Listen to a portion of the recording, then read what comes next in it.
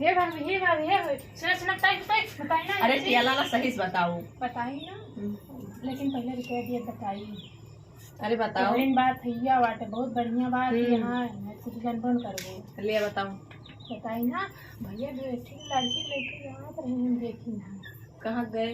वही गौना भैरव वजह जात हैं गौने के आटे के वजह जात हैं।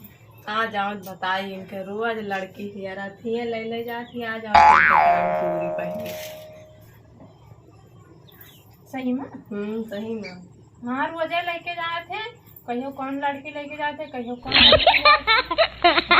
हमारी है तू ही झगड़ा लड़ाए है वही हम 500 रुपया पा नहीं पैसा ना लेके लो दिया हमारे रुपया पैसा ना देवे मेला थोड़ा तो जागो बैठा मेला जाएंगे लेकिन फिर नहीं बहाना चल भी ना पहले चलो खाना बनाओ। इमा कुछ नहीं ना खाना ना बनाओ मैं आती है काम करूँगी हमसे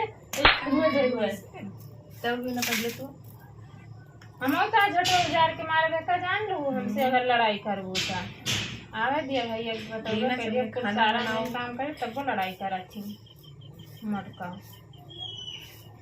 रोज चाट चाउमीन यहाँ मटन चले आवती यहाँ ज्यादा ही हुआ तब वो गए तू नहीं मटन मटन में से काम करवावत हूँ।